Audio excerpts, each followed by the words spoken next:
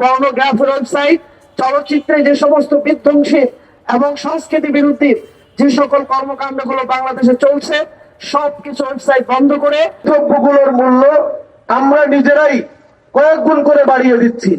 যে অঙ্গীকার তারা জনগণের কাছে দিয়েছিল, আমরা শুধু অঙ্গীকারের কথা স্মরণ করিয়ে দিচ্ছি।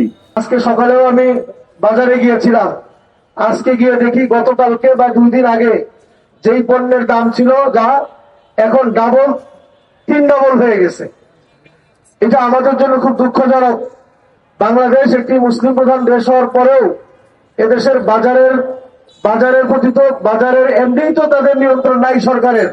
এছাড়াও আমরা যেটা দেখছি রোজা আসলে মানুষের যেগুলি নিত্য প্রয়োজন রোজার সময় এই দ্রব্যগুলোর মূল্য আমরা নিজেরাই কয়েক গুণ করে বাড়িয়ে দিচ্ছি, যেটা অন্যান্য অমুসলিম রাষ্ট্র পর্যন্ত এই মাহে রমজান উপলক্ষে এগুলি ডিসকাউন্ট করে দেওয়া হয়। ভাইয়ের আমার, এজন্য আমরা সকল ব্যবসায়ীদের প্রতি আমাদের উদাত্ত আহ্বান, মাহে রমজান উপলক্ষে আপনারা এই জালিয়াতিটুকু করবেন না। বর্তমান সরকারের জন্য এটা একটা চ্যালেঞ্জ। এই রমজানে দ্রব্যমূল্য কেমন হয় এটা আমরা দেখতে চাই। আইন শৃঙ্খলা পরিস্থিতি গত রমজানে তুলনামূলক ভালো ছিল এবং ঈদের কেনাকাটায় ঈদের ব্যবসা বাণিজ্যে চাঁদাবাজি কম ছিল। এবার আমরা দেখতে চাই এই সরকার কি উদ্যোগ গ্রহণ করে। এই সরকার জনগণে যে অঙ্গীকার তারা জনগণের কাছে দিয়েছিল, আমরা শুধু অঙ্গীকারের কথা স্মরণ করিয়ে দিচ্ছি।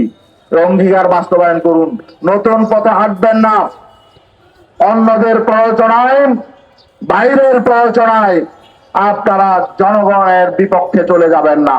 বাংলাদেশের অনেকগুলো শিক্ষার্থী কওমি মাদ্রাসায় পড়ছে।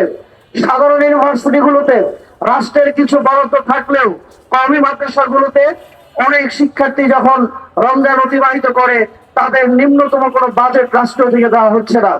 আমরা সরকারের কাছে অনুরোধ করব, বাংলাদেশের বিপুল সংখ্যক শিক্ষার্থী কওমি মাদ্রাসায় পড়ছে, ভার্সিটির পাশাপাশি অবশ্যই কওমি শিক্ষার্থীরও বরাদ্দ দিতে হবে। এবং অনেকগুলো সরকারি আলিয়া মাদ্রাসা সহ বেশ কিছু প্রাইভেট আলিয়া মাদ্রাসা আছে যেখানে অসংখ্য শিক্ষার্থীরা রমজানে তাদের হলগুলোতে থাকছে। তাদেরও প্রয়োজনীয় রাষ্ট্র থেকে রমজানকে সামনে রেখে বরাদ্দ দেওয়ার অনুরোধ করছি।